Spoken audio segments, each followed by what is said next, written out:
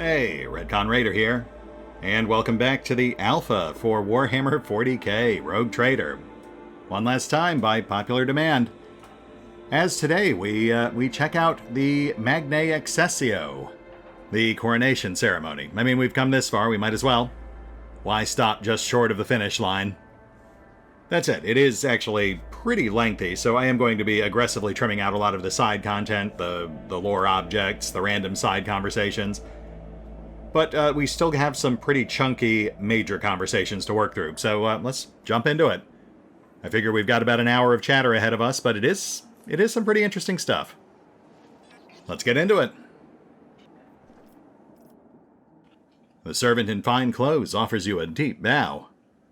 Your lordship, it is a great honor to serve you in an undertaking as monumental and glorious as the Magnae Exsellsior ceremony. I take it you're the master of ceremonies? And your humble servant, your lordship. I have been given the high honor of being steward of this eminent palace, and on the occasion of your lordship's accession, I will be overseeing the preparations for the ceremony. House Wersurian, to whom you entrusted the arrangements for the festivities, is overjoyed at having received the honor of introducing you to your subjects, and humbly thanks you. Well, good. I assume everything is ready to proceed? The palace decorations are prepared, and we are ready to begin at your command. The festive activities in the capital have likewise been arranged, and the guests of honor either have arrived on the planet or are awaiting invitation in near orbit. The servants are already in your chambers to see to it that you are impeccably garbed for the occasion. Very well. Then let us proceed. May the Emperor be with us this day.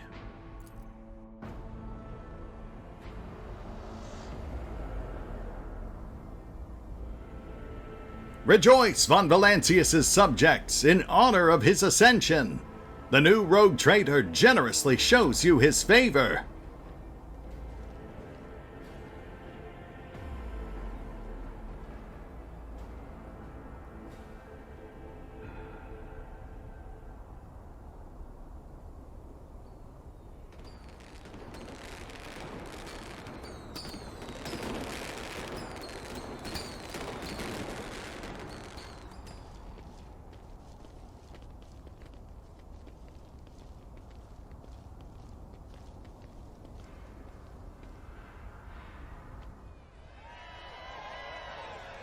The crowd below is roiling, their electrified exaltation filling the air of Dargonis. Thousands of throats chant your name. You are at the apex of this world, and all others. Amplified by 100 voxes, the voice of the Master of Ceremonies booms. Rejoice, subjects of Dargonis!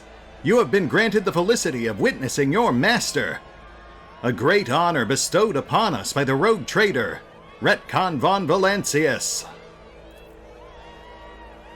Gracious savior of Dargonis and vanquisher of blaspheming inhumans, may their unholy kind perish in the flames of righteousness.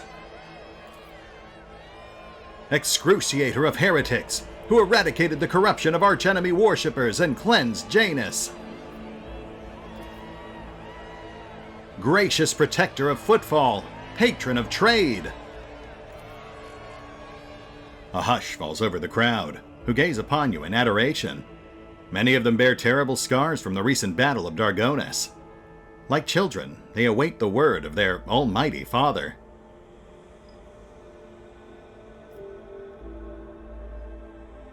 Serve faithfully, and I will lead you to prosperity. The Coronis expanse will enrich us all. The crowd of people for whom prosperity amounts to a dozen food rations responds with enraptured howling. Their minds are carried away along the road of your words to a brighter future, where they will have everything. The Master of Ceremonies bows to you with great reverence. Let the oath of the von Valancius dynasty be taken. Please repeat after me, your lordship. I, Retcon Trader, rogue trader by the grace of the Emperor, vow to be the paragon of humanity. Your lips repeat the words of the ancient oath. Unbroken by adversity, to walk bravely first into darkness, to unite and reclaim what was lost, to triumph over nightmares untold, to hold boldly the reins of fate, to walk steadily the road of thorns, through pain to greatness. You hear a rumble. It is the roar of the sea of your subjects. With jubilation and devout fear, they welcome your ascension. It is done. Oh, well, that was simple. And no one even tried to kill me. That feels a little odd.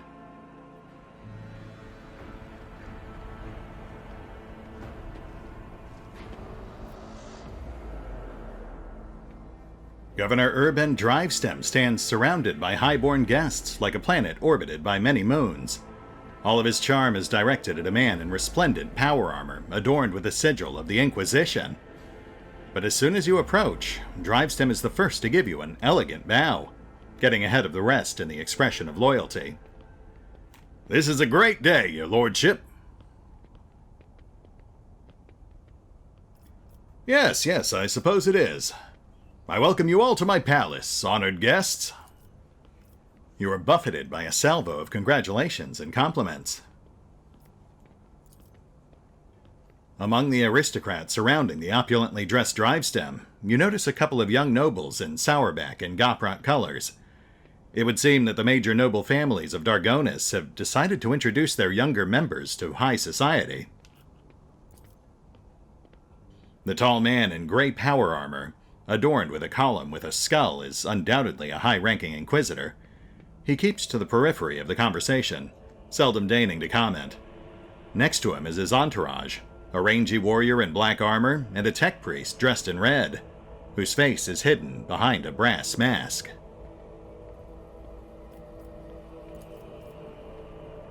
Abelard stands somewhat apart from the others, as if reluctant to approach Drivestem.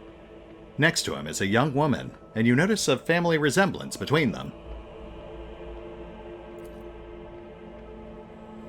Drivestem is obviously still the leader of the Dargonis aristocracy, but judging by the courtesy he is showing to young Sourback, he clearly wants to strengthen his relationship with that house. The senior Sourback and Goprok are whispering in another corner. Sourback, whose family seems to have given you the cold shoulder, must be trying to sway Goprok to his side. Which could be quite advantageous to Lady Goprok. After all, the disaster on Kiava Gamma has left her family in an extremely vulnerable position. The Rosurians stand apart, their exclusion from the rest palpable. Don't all speak at once. I'm quite ready to accept your congratulations. In that case, allow me to be the first to offer them. Drivestem snaps his fingers, and several servants approach you with gifts. The governor points at a thin, curved Drukhari blade.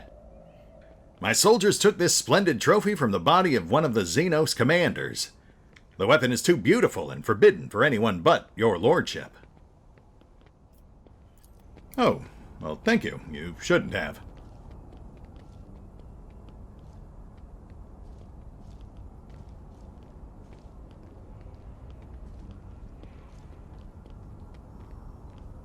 I notice you gave me 2 gifts. What was the second one?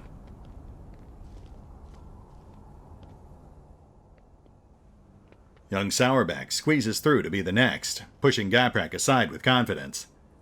Your lordship, how Sourback anticipates the onset of unsettled and bloody times. To make the ungodly Xenos cower at your approach, my family humbly presents you with a dozen pieces of secondary armament for your ship. Now see, that is something we can make use of, if we had a full ship upgrade system in place. I somehow doubt that's what the servant handed me, though. Young Goprok bows ceremoniously. House Goprok is delighted to present you this blessed work of the Omnissiah Smiths. May this locator matrix, which took the holy artisan an entire lifetime to create, always show you the right path. Oh, now see, that is interesting. Maybe that's what we need to do deeper planet scans to unlock whatever hidden content we couldn't access with our normal scanners. Though, sadly, this is, of course, the end of the alpha, so there's no real way for us to test that. Having let the aristocrats go first as a sign of deference, Abelard is the last to speak. Your lordship, House Wasurian possesses no relics worthy of your acceptance, but we are rich and talented and hard-working people. As a sign of our loyalty, I humbly offer you my flesh and blood. 100 of my kin will go to colonies in your empire, and use all their talent so that the worlds in your charge may prosper. Well, that is appreciated, Abelard. So, what were we all talking about just now? We were talking about the brutal Xenos raid on our fair Dargonis. So many victims, so much damage to our industries. Thank the Emperor that you are our protector. If it weren't for you, the cursed invaders would have obliterated the whole planet. He offers you a thin and obsequious smile. Sharing the sector with the blasted Xenos is impossible. I hope we respond to their raid on Dargonis with a punitive campaign. Young Sourback's smile is conceited and bloodthirsty. I see you hate Xenos with all your heart. I do. This pestilence against the Emperor must be exterminated. He talks ardently and smoothly, like a commissar. He places his hand on the hilt of his finely adorned sword, his pale face ablaze with noble fury. Or forced into servitude, many Xenos are more useful alive and obedient than dead. The young man in Gaprock colors speaks with sagacity and gravity, but his opinion seems to carry little weight in this circle. It pleases me to see such earnest faith. I must commend you both. Sourback blushes and raises his chin. House Sourback is stalwart in its faith, your lordship. Are you imagining things, or did you just notice a mocking glint in the eye of the Inquisitor standing among the guests? Inquisitor Xavier Calcazar. I think we've heard that name before. And of course, it's someone important enough to get his own portrait, too, so... Forgive me, where are my manners? My greetings to the member of the Holy Inquisition in our midst. He responds with a dignified bow, his proud face calm and unfaltering. And my greetings to you, esteemed rogue trader von Valancius. May shadows never darken the light of the Astronomicon that guides you. The Inquisitor's companion, a crimson-robed member of the Adeptus Mechanicus, bows to you as well. From behind the brass mask mounted with dozens of augmetics comes a metallic rasp. Glory to the von Valancius heir.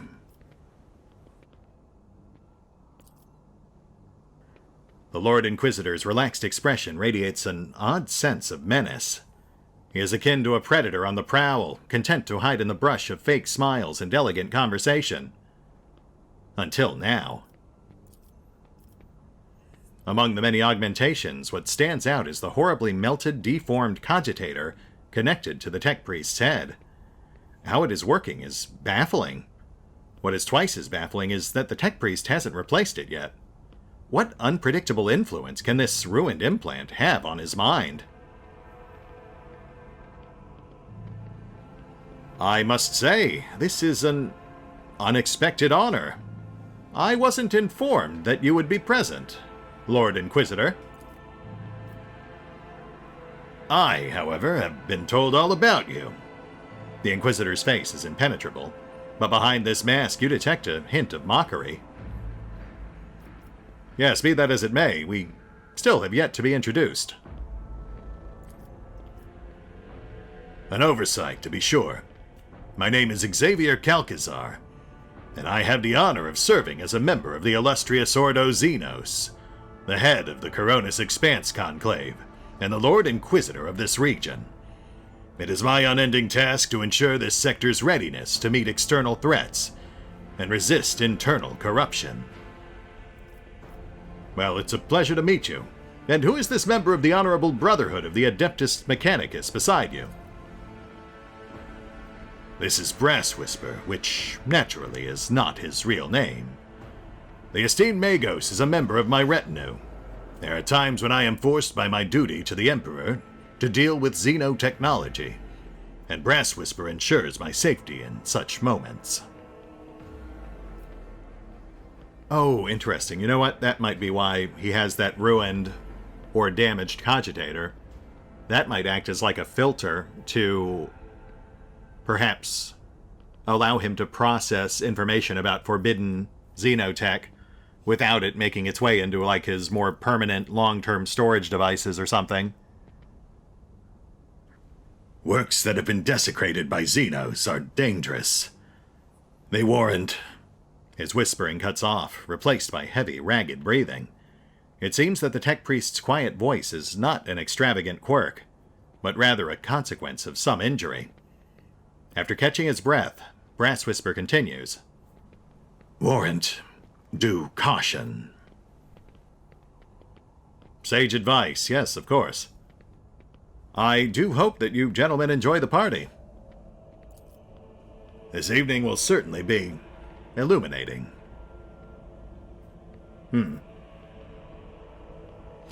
So, Abelard, who is your young companion? Your lordship, allow me to introduce the daughter of Chancellor Clementia Wersurian, and my great-granddaughter, Astartia. Abelard looks solemnly upon the young woman with barely concealed pride. I was delighted to witness you, your lordship. Astartia bows, keeping her observant and intelligent eyes trained on you. Drivestem glowers at Astartia with cold hostility, while young Sourback does not even try to hide his burning contempt. So, Astartia, how are you finding the reception? It is difficult to put into words, your lordship. Never before have I seen such a grand and striking ceremony. Astartia's voice sounds passionate and inspired, and her eyes shine with barely contained excitement. Young Goprak is gawking at Astartia with a strange and somewhat dull-witted expression. Abelard, where are the rest of your kin? Did I not invite them as guests of honor to this most grand of events? They're in the city, preoccupied with running the festivities and watching over some of the more crucial services. No incidents can be allowed to ruin your ceremony. Astartia frowns and adds peevishly. I asked the esteemed Abelard to put me to some important task too, but he bid me to attend the reception, where I could do nothing to serve your lordship. Sourback smirks. If I had known, I too would have asked Abelard to let you miss the party. Easy now, Sourback. So, Astartia, you wish to become my servant as well? That is quite the noble ambition. Astartia flushes and starts talking quickly, and with fire in her voice. It would seem that she finds work-related conversations far more interesting than court gossip. Of course. I've been working on a project for the last 4 years. We could set up... Enough, Astartia. I highly doubt that his lordship is interested in listening to the fantasies of a young woman about how to run his trade empire. Abelard shoots Drivestem a glare so dark and bloodthirsty that the latter instinctively starts looking for the nearest guard.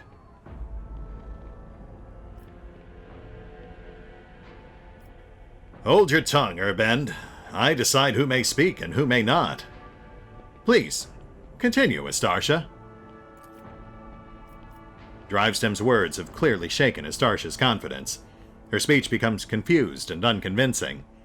All you can tell from her ramblings is that she's obsessed with the idea of setting up some kind of network of beacons, and that this idea should probably be scrapped. At last, red with shame, Astartia stops. Well, that is a shame. Unfortunately, coercion is one of the very few skills we have no one really dedicated towards. Something I'll probably try to account for better when we set up for a full campaign. I do hope the Wersurian family gives Abelard the credit he deserves. Absolutely, your lordship. We greatly respect him for his wisdom, and he repays us with attention and kindness, she says warmly. I am obliged, dear Astartia. It looks like Abelard is somewhat embarrassed by the turn this conversation has taken. Well, I'll leave you be. Enjoy the evening, all of you, please. Thank you, your lordship. Interesting. And on to the next conversation we go.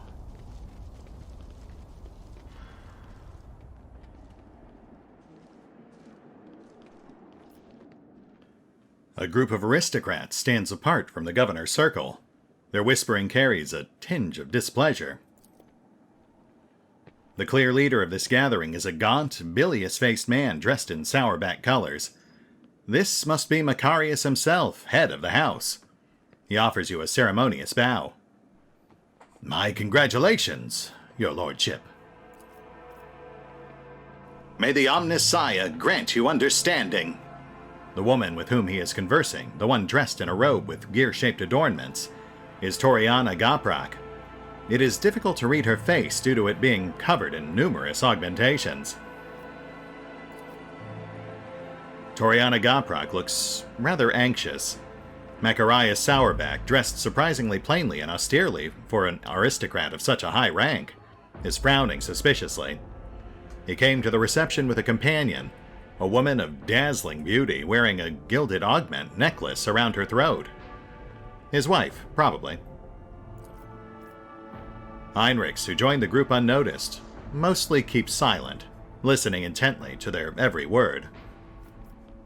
Toriana, how go things at House Goprak? Like a forging hammer, Toriana's voice falls heavily on the ear. The corruption of Kiava Gamma was a great blow to my family.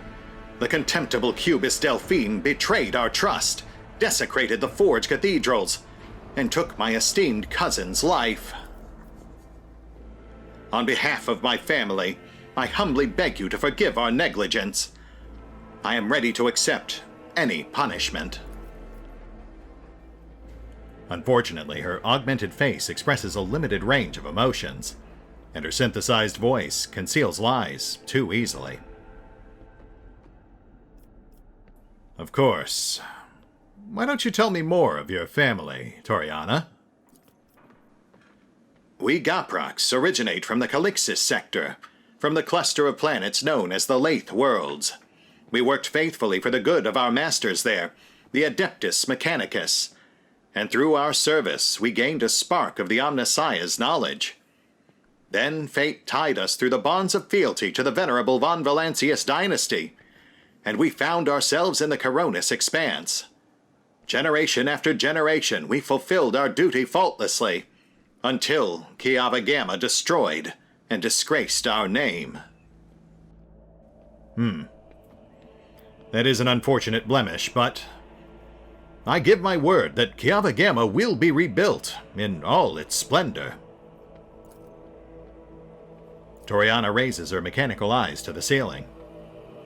I swear on the Omnissiah's all-encompassing insight, we will make every effort to justify the cost of its resurrection. Macharius scoffs. It was only a year ago that none could doubt House Goprak's usefulness. Yet here you are, Toriana, on your knees, justifying the cost. Macharius, I'm surprised you deigned to even make an appearance here this evening. Macharius' face twists into an unpleasant smile, which makes the artificial skin on the left side all the more prominent. I am a servant of the von Valancius dynasty.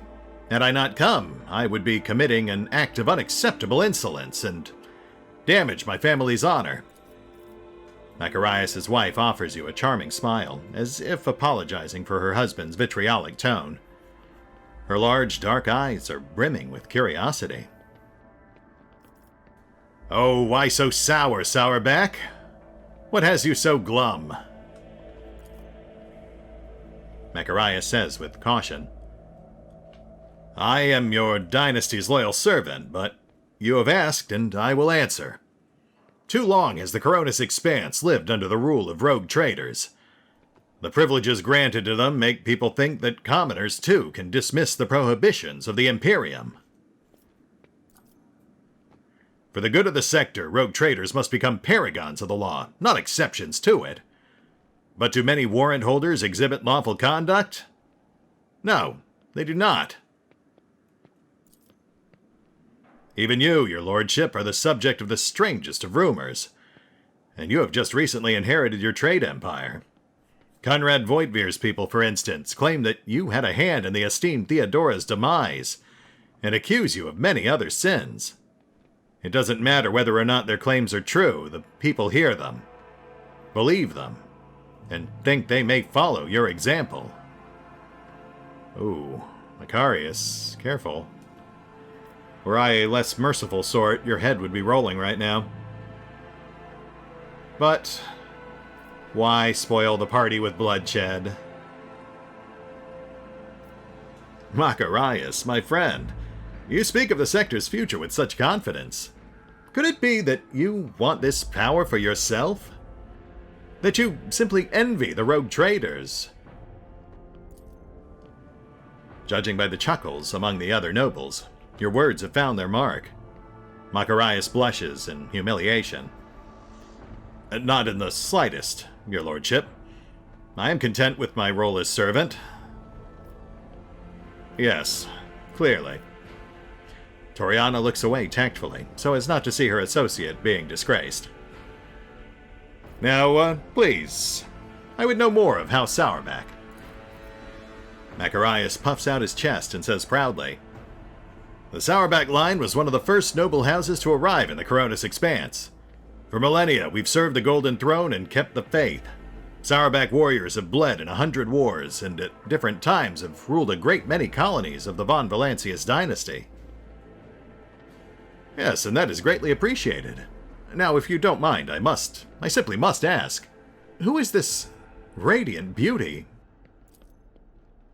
Macarius is visibly vexed by the shift in the conversation. His wife offers you a reserved smile.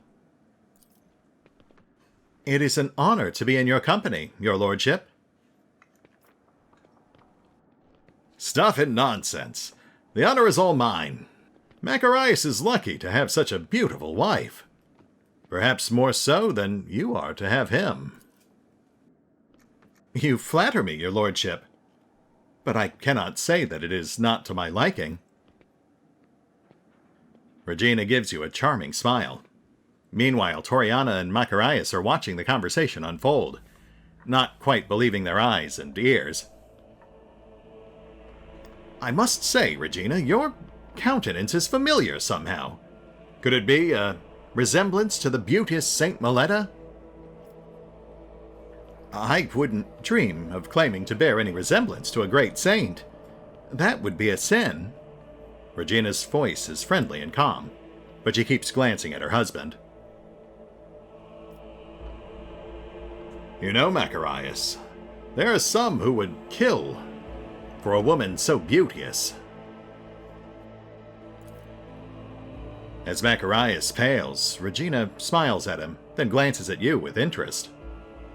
I beg for your mercy. Macarius does not deserve death. The glint in Regina's eyes betrays her genuine interest in you. I hope this won't be the end of our acquaintance. You won't mind if I wrote you from time to time, would you, your lordship? I see no reason why I would. What say you, Macarius? Does that sound acceptable? Whoops. Macarius bows his head without too much reverence. And you know what? I can hardly blame him for that. But look, he's the one who started this. I was just teaching him a lesson. Heinrichs, enjoying the conversation? Yes, it's been very illuminating. Given me plenty of food for thought. Heinrichs' response is barely audible. For an inscrutable man, Heinrichs is being even more inscrutable than usual. It's as if he is hiding something. Something important. Heinrichs, is there anything you care to share with me? Nothing urgent, rogue trader. Heinrichs casts an impassive look at you and immediately glances away. Of course. Any thoughts on my guests, perhaps? Well, Macharius Sourback is all but throwing darts at your portrait. He is more astute at choosing women than enemies. He is trying to entice Gaprak to his side, but she is too frightened after the fiasco on Kiaba Gamma. Even in leisure, you never cease to be of help. I admire your work ethic, Heinrichs. That is why they call it the unsleeping eye of the Inquisition. Even in sleep, I hear everything. With your eye? Okay. Rogue Trader, before this gala concludes, there is something I'd like to tell you. Be careful today. I sense that a wave of darkness will soon hit our defensive lines, and I hope that I will still get a chance to meet you there, as an ally. Yes, I as well. That certainly wasn't ominous. On to the next conversation.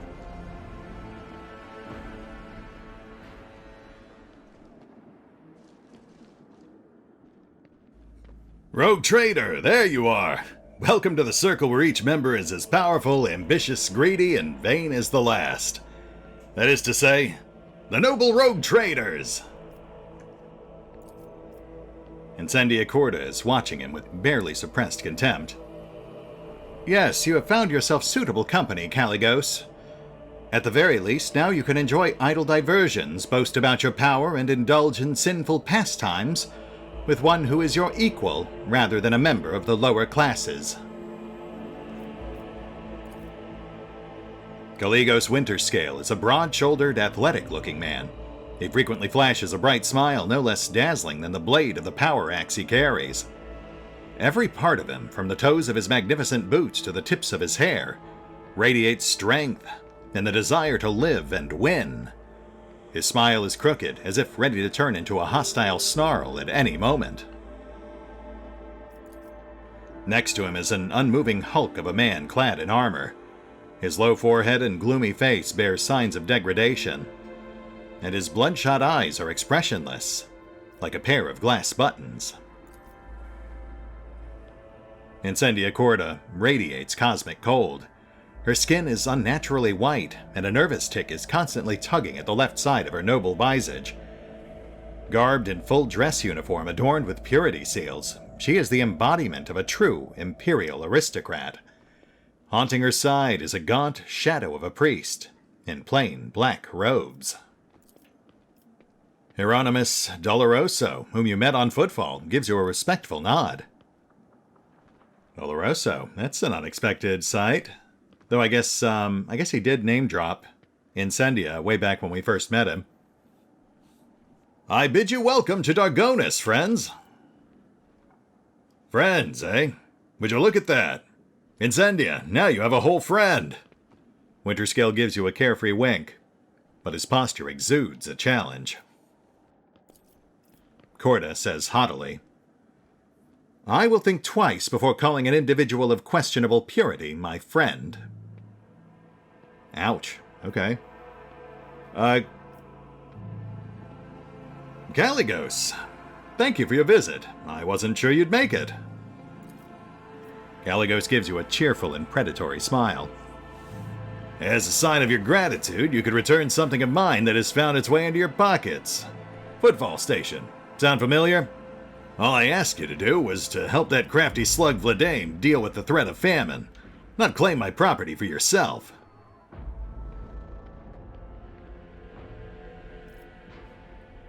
I'm sorry, you appeared to have abandoned Footfall to its fate. All I did was save its people from starving to death. Winterscale bares his teeth ominously, a wild spark playing in his eyes. You speak of salvation? You think that now Footfall is safe? Okay, easy now. Caligos' face turns into a grimace of hatred. but then he catches Incendia looking at him and breaks into a sly smile. I ought to make your trade empire bleed as compensation, but you have spited both myself and Incendia, and it's high time our dear sister curbed her appetites. For this, I forgive you, but do not test my mercy again. It is not my strong suit. Thwarting Incendia Corda's ambitions deserves a worthy trophy. He snaps his fingers, and the armored brute hands you an exotically adorned rifle, clearly not of human making. Oh, well, thank you, I guess.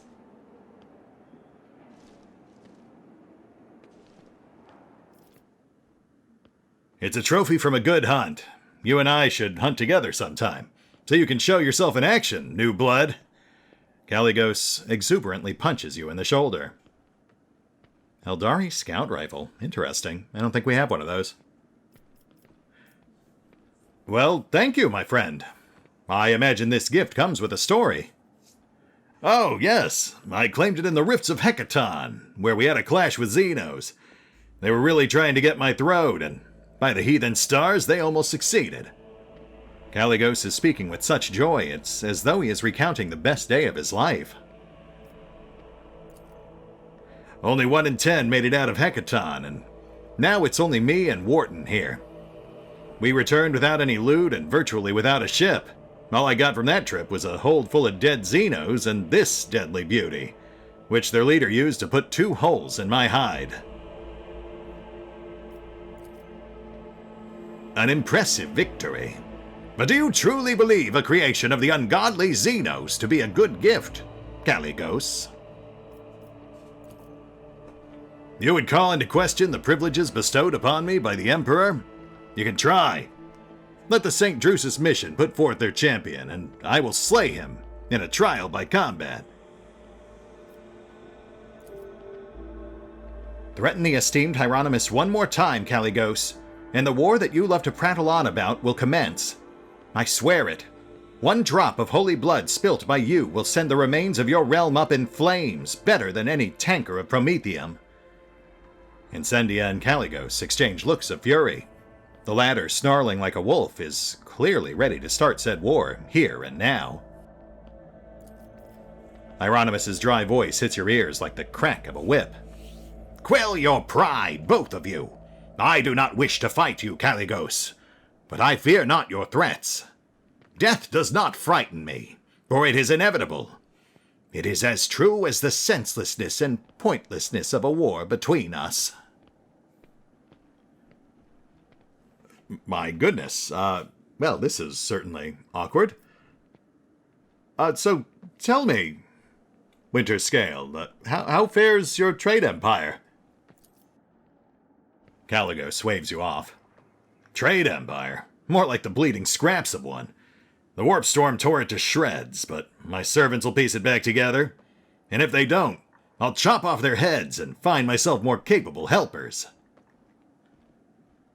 Yeah, that does sound like a logical approach. I can certainly see why your trade empire is in such stellar condition.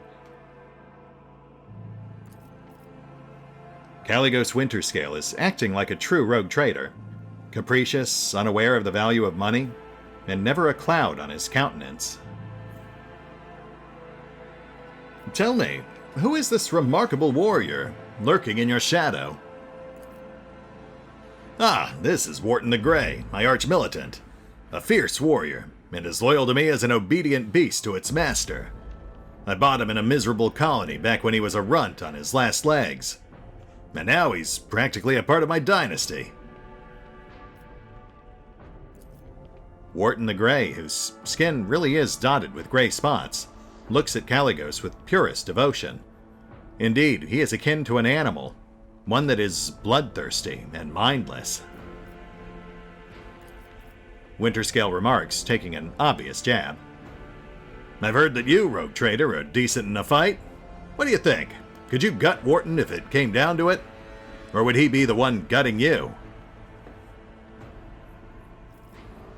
Well, that is certainly a question. Let's see here. The mono-sharpened broadsword and the huge pistol both look formidable. This fighter has a preference for close combat, where might is pitted against might. Oh, for goodness sake. He's strong, but hardly quick. Dodging his blows would be easy, as would striking him square in his massive chest. Well, given that we failed both of those checks in skills that we're supposed to be good at, I guess we would have no reason to assume we could not beat him. Well, he certainly seems formidable. But against me, he would be dead within seconds. A new glint appears in the bloodshot eyes, a glint of appraisal, intelligent and cunning. No, Wharton is not the thick, bloodthirsty beast he wants to be seen as. Behind this mask is a careful and keen mind. Right, yeah, that does track. And odds are we will almost certainly end up having to fight him at some point. Well, regardless, thank you for this wonderful gift, Caligos. Kill someone important with it. That would be the best show of gratitude. I like the way you think. And as for you, Incendia, you certainly seem to have taken issue with me. Did you expect any different? I watched for years as outlaws thrived on footfall, and then, at long last, I had a chance to put an end to it. To seize that thug Vladain by the throat, to force footfall to atone, and put the fear of him back into the masses. But you interfered and destroyed my plan for the sake of banal profit.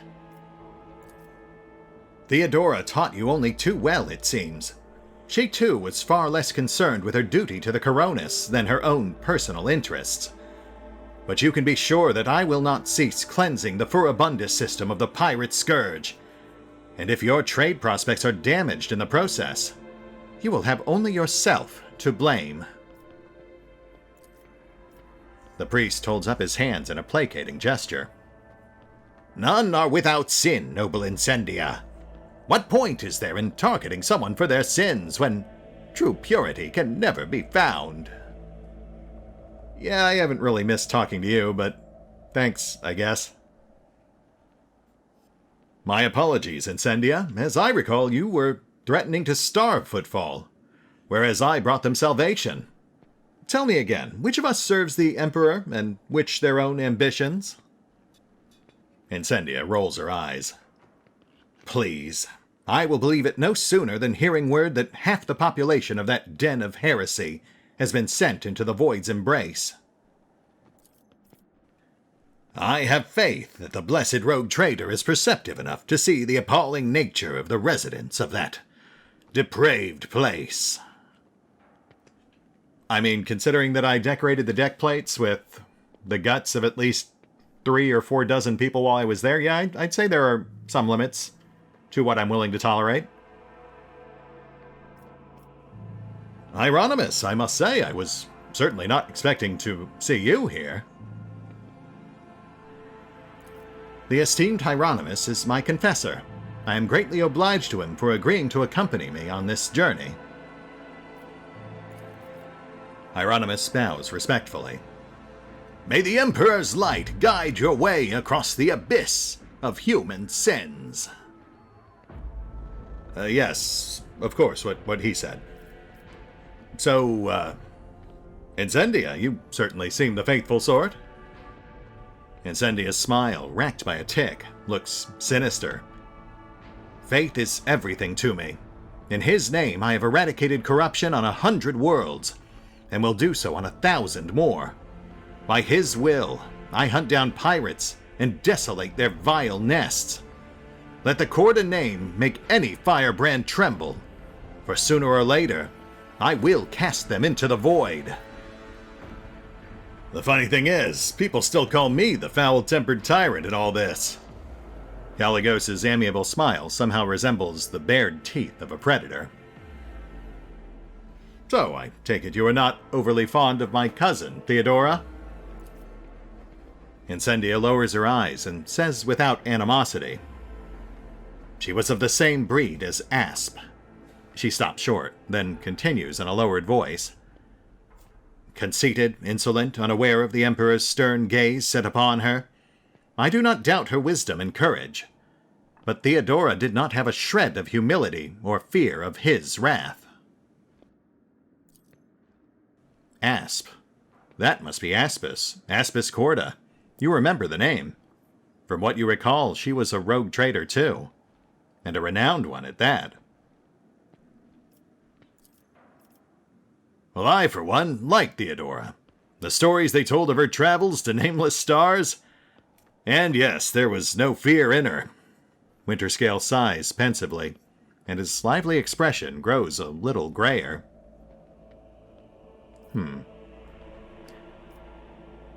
Tell me, who was Aspis Corda to you? Caligo snorts. Oh, this is Incendia's favorite subject. She just loves talking about Aspis. The example of the contemptible Aspis is a warning to us all. Even among rogue traders, empowered by the Emperor himself, a seed of sin can blossom. Incendia's face twitches with the rhythm of artillery fire.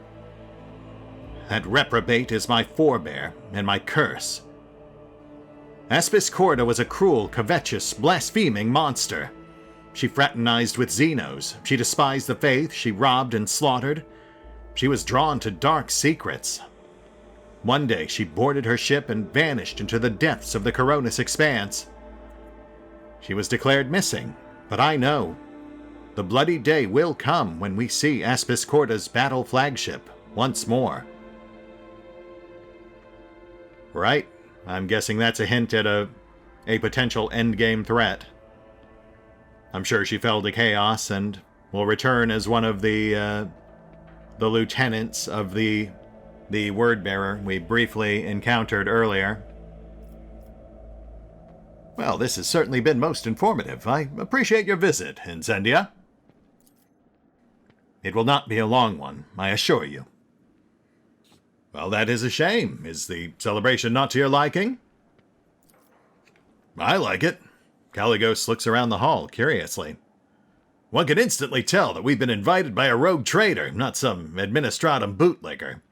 We're conquerors of wild sectors, slayers of unknown beasts, executioners of Xenos empires. Caligos, you should take this opportunity to learn. This is what the palace of a true rogue trader looks like. Not like a Xeno menagerie, a pirate's treasure hold, or, however difficult it may be for you to believe it, an orbital brothel. Well, on that note, enjoy the evening. I'd best be off. No, believe me, I intend to enjoy myself to the full, to justify so long a voyage, if nothing else. Keep the faith, rogue trader. The Emperor protects. Quite the nest of vipers we've surrounded ourselves with, but, it certainly keeps things interesting. And that's all the major conversation, so now to retire for the evening and enjoy some well-deserved rest. Your chambers are ready, your lordship.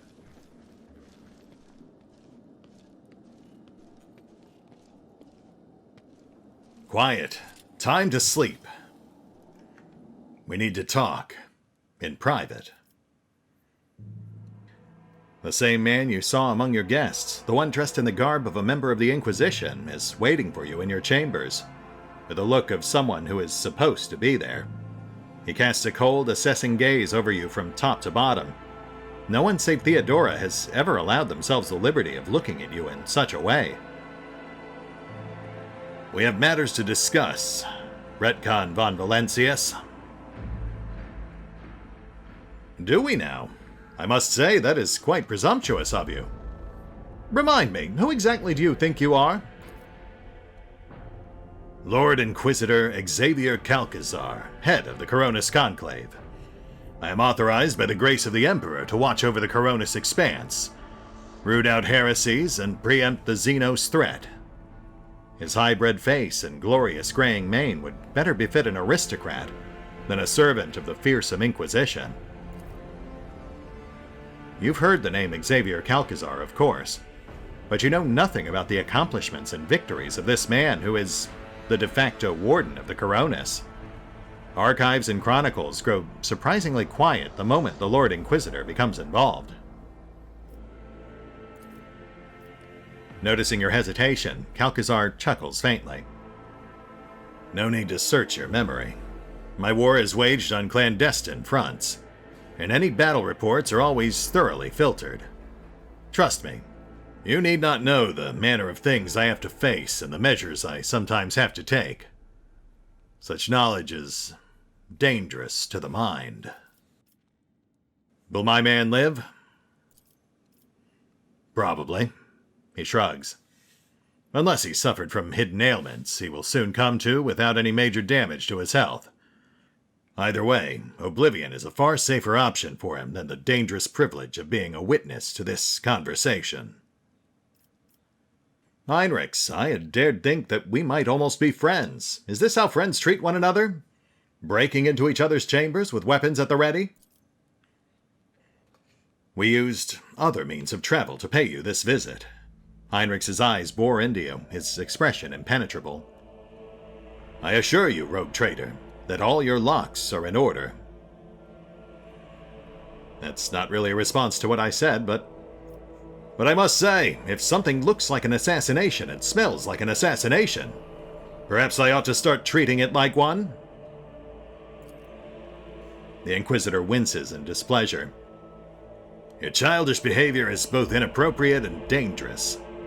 For you, it causes me no discomfort and won't hinder my inquiries in any way. Master von Kalox has spent enough time with you. He will vouch for your words. What stands out from your recent accomplishments is the suppression of a rebellion on Janus, the battle against the archenemy's minions on Kiava Gamma, and of course the unusual interest the Drukhari have shown in you. Then that is what we will discuss. After saying these words, he shoots you a searching look from under his brows, like a regicide player who just made the first move, and is now watching for his opponent's reaction. I must say, this is starting to sound like an interrogation. Is it? We're in your chambers, not in a confessional cell. You're in perfectly good health, and none of the varied and fascinating instruments and procedures that expedite candor are being applied to you. I assure you, you would immediately know if our discussion turned into an interrogation. I see. Well, when you put it that way, what do you wish to know about the events on Janus? Tell me this, what was the reasoning behind your decision to let Xenos, enemies of humanity, live and act on a planet that belongs to you? Obviously, lying's not going to get us anywhere, so... In the face of heresy, the Xenos seem like acceptable allies to me. I'm hardly the first to have done such a thing. Kalkazar looks at you with interest. Your way of thinking is curious. Dangerous, but curious nonetheless.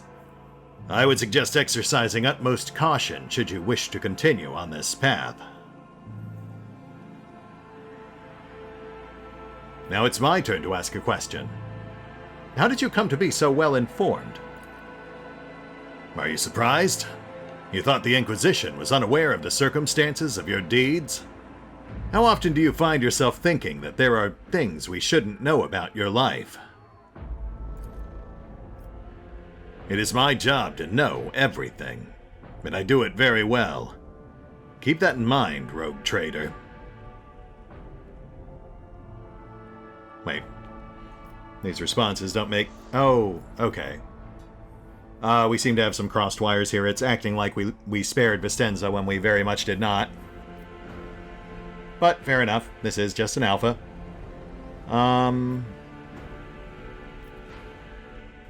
I'm watching her, just as you have been watching me, I gather. He arches an eyebrow. Is that so? Interesting. It's true. For years, we've kept a close eye on Vistenza and the little depravities her retinue permits itself. And we're ready to put an end to them the moment they cross the line and become a true danger. Now this is your responsibility as well. Duly noted. Though I will say, I'm hard-pressed to imagine her engaging in any further skullduggery, what with being dead and all. But tell me this, if you knew about what was happening on Janus, then why did you not intervene yourself? I cannot satisfy your curiosity without disclosing information of the utmost secrecy. I will say only this. We had the situation under control. There is a tangled knot of perilous events in progress in the Coronis Expanse. Plucking even one thread must be performed with great precision and caution, without any room for error. Because you do not want to know the price of such an error, or what forms it might take. Hey, I killed an Elder God once, but sure, you do you. What questions could you possibly have for me about Kiava Gamma? Your man was with me the entire time. Places touched by chaos must be purged with fire and condemned to oblivion. However, you decided otherwise and restored the colony's operation. And you didn't even go to the trouble of hiding the traces of the neglect committed by your dynasty. After all, it was House von Valancius that gave Cubist Delphine so much freedom that he sank into seditious heresy. What was your rationale? Well, that is quite a question. Though, to be fair, I mean, that was more Theodora's responsibility than mine by the time I showed up. Delphine had already gone off the reservation, but sure, I suppose the transitive properties of responsibility means it falls on me. How about this? I wish to observe how the seeds of corruption will behave. It is prudent to study one's enemies, is it not? Surely, someone in your position would understand that. I eagerly await the moment when you show me your rosette of the Holy Inquisition. Surely you have it on you. You don't? How strange. I thought that such experiments were within the purview of my esteemed colleagues from the Ordo Hereticus. Yes, well, strangely, they have not seen fit to involve themselves in any of this. I hope you realize that we're talking about more than the fate of some colony. I care not for a single planet, however profitable and populous. But should corruption raise its head again on Kiava Gamma and try to spread, I will burn it away. And you will be guilty of criminal negligence. Sure. And what's this blather about the Drukhari having an interest in me? Are you referring to how they attacked my planets? Yes, the enmity between you is a known fact. But there is another way to look at it. On Viabos 6, you met the Archon of a mighty cabal, whose presence there seemed strange to begin with, and lived. You subsequently encountered a number of her closest henchmen, yet again you survived. Your capital fell victim to a nefarious attack, and even this time their daggers missed your heart. Yes, because my daggers found their hearts first. I fail to see the issue. Such remarkable luck, to be a personal enemy of such an influential Xenos, to have been attacked so many times, and yet make it out alive. So remarkable that one has to wonder, am I watching a spectacle? Could all those thrilling massacres be an alibi of sorts, meant to establish you once and for all as an enemy of the Xenos, and never their ally or even their agent? Well, that is quite a stretch, buddy. You know, Xenos made more attempts on St. Drusus's life than mine. Does that make him a traitor as well? He lets out a chuckle. Ah, so you already think you're cut from the same cloth as St. Drusus, do you? Ambitious. I'll make note of it. Yes, see that you do. Now then, I trust I've answered your questions to your satisfaction? Far from it, my dear rogue trader. The questions are manifold. How did you manage to survive the battle that claimed the life of Theodora, who was so much more experienced and skilled than you? Is it a coincidence that you and you alone then made it out of the trap on Rykad Minoris? How much truth is there in the rumors being spread by the heretic Conrad Voigtveer about you? Why did you choose to ignore the warning of a member of the Inquisition that a protracted sojourn near the dying Rykad Minoris could bring corruption down upon your ship? Were you driven by your concern for the people, or forbidden interest? Was it virtuous of you to allow the warp-stricken voidsmen to join your crew, the ones who served on the ship that was turned into a trap for you by Conrad Voigtveer? Isn't it possible that they were part of the blight he had sown? The very existence of these questions would have made many of my colleagues doubt the quality of your character. But it won't in this case. The Inquisition, which I represent, is willing to show extraordinary faith in your person. For the sake of your invaluable partnership, I am going to ignore any minor liberties that you, esteemed rogue trader, may have afforded yourself, or may again in the future. I hope you appreciate the generosity of this offer, as your predecessor once did. You're telling me that Theodora had a secret agreement with the Inquisition? And benefited greatly from it, yes. The Warren's power is not without limit, and neither is the protection it provides. All those mysterious expeditions, dubious experiments, collections of xenotech oddities are dangerous pastimes.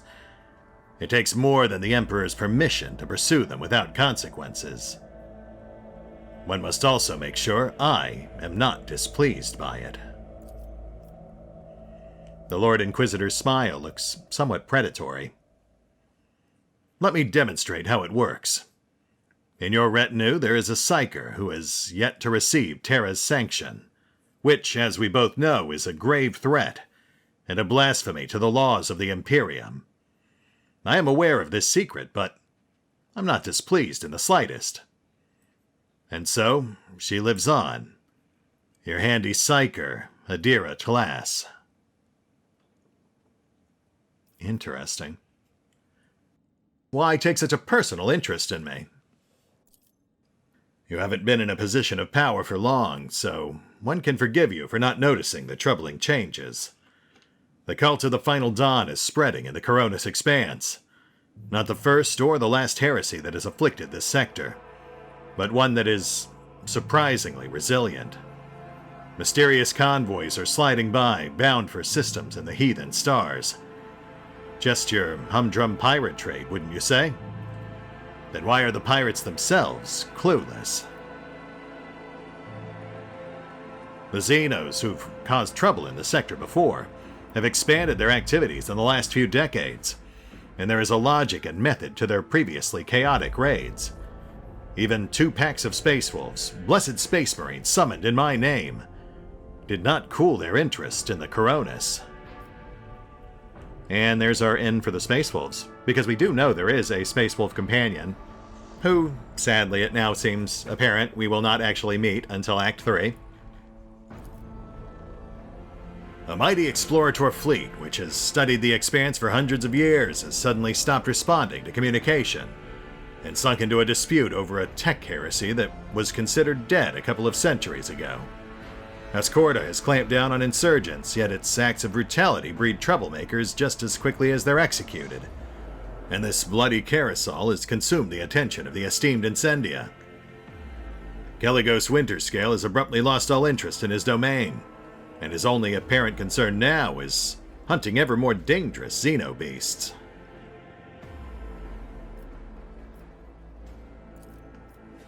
And the third and final rogue trader has unexpectedly perished, stabbed in the back by her own Master of Whispers. The Expanse is swiftly losing its protectors right when communication with the Imperium is being disrupted by the raging warp. Basically, all the Coronis has left is me. And you, if you follow my instructions. I will admit, the timing of it all does seem rather suspect. would we still have need of Heinrichs on my ship? Do you trust me to act of my own accord, or do we still need him? Which would you prefer?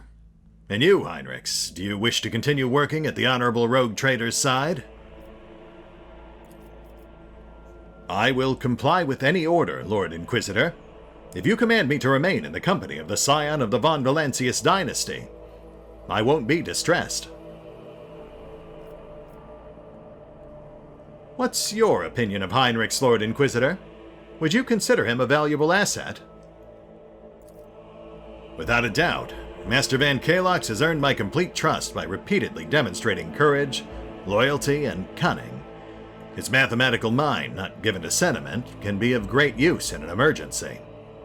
You, my dear Heinrichs, have made a far better agent than you would have a pilot of an Imperial Knight. Well then, as long as it is my decision to make, I will welcome Heinrichs back onto my ship. Then Master Van Kalox will remain in place. It puts me at ease to know that there is someone to watch over you. Kalkazar's last remark sounds ambiguous.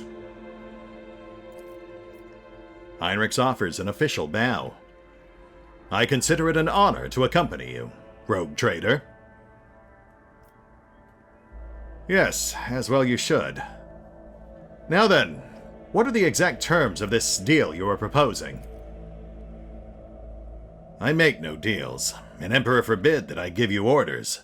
That would mean infringing on your privileges. I am merely offering well-meaning recommendations and expecting that, when the Coronis finds itself in danger, you will break away from your own affairs to heed them. Okay, yeah, I suppose that would be equitable. The fate of the Coronis Expanse is the fate of our trade empire. They are intrinsically linked. I seem to remember that your exalted aristocrats presented you with many gifts. It would be rude of me not to follow suit. Kalkazar removes a signet ring from his finger and hands it to you. You notice an intricate personal coat of arms on it. Please, accept this gift as a sign of my favor. In an hour of need, give it to any faithful servant of the Emperor, and the Inquisition will come to your aid.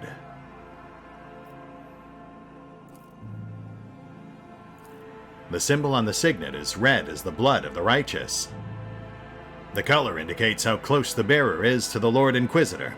Scarlet means that you have shed your blood for the good of the Imperium, and therefore you deserve to have his servants shed their blood for you. I see. Well, I can certainly think of no reason to refuse such a generous offer. I accept this gift, and the expectations that come attached.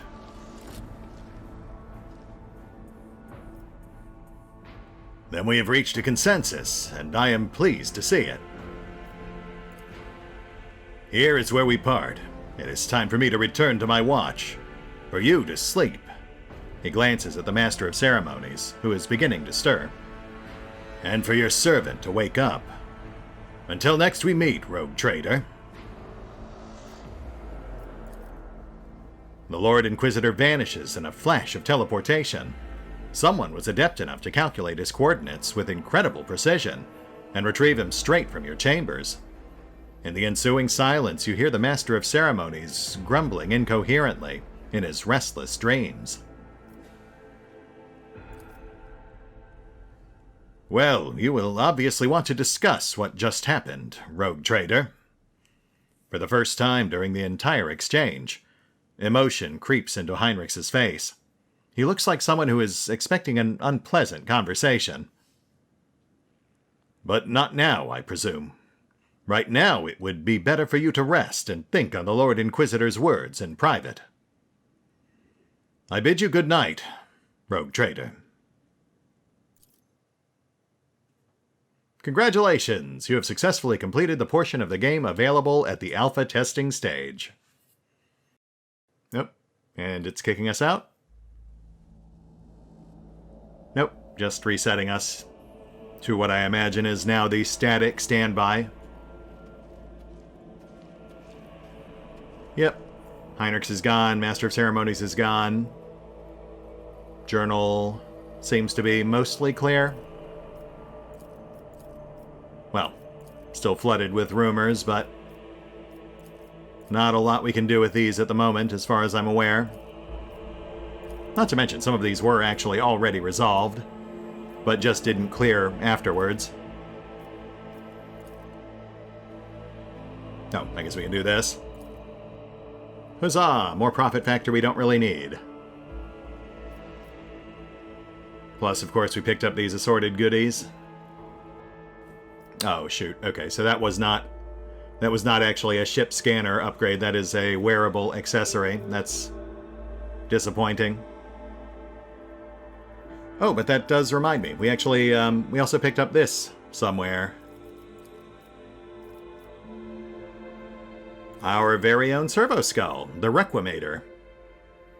Which I suspect was a byproduct of our interactions with the crippled Lex mechanic back on Kiava Gamma. So that's fun. Essentially just a glorified ring accessory as opposed to a full-on pet, but still fun. It'd be nice if they could set it up so that it follows you around visibly while you've got it equipped. But regardless, with that, we are officially done. I mean, there is actually additional content we could explore. But, at this point, I feel like we can just put a pin in that and save it for the full launch build. Though I will almost certainly be doing something with the beta, even if just an episode or two. That said, let me know what you guys think in the comments below about the alpha, about the lore that we just uncovered, about the things that might await us later or earlier in the campaign, or about what you might be looking forward to the most in the beta. I mean, that is right around the corner. As for me, I am going to go spend an hour or two getting this thing assembled and online, and then maybe shift my focus to something slightly more casual for a little while. But fret not, we'll be returning to the grimdark future soon enough. It is inevitable. See you then.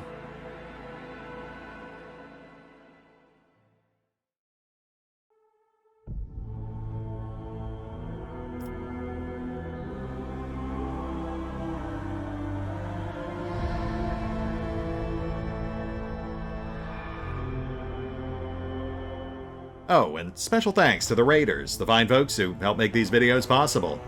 Including but not limited to Revenant, Alois, Dragon Matrix 7, Drakiith, Theory V23, EgonAlter, Emile, Exsellsior, Gottlieb, James Trimmier, Kazorm, Mark Giemza, Nathan Welch Jr., OverlordPherom, RandomPassrby, RobbyB, Rowan Church, Tomasz Piątkowski, Triphoppenskip, and Valinrook.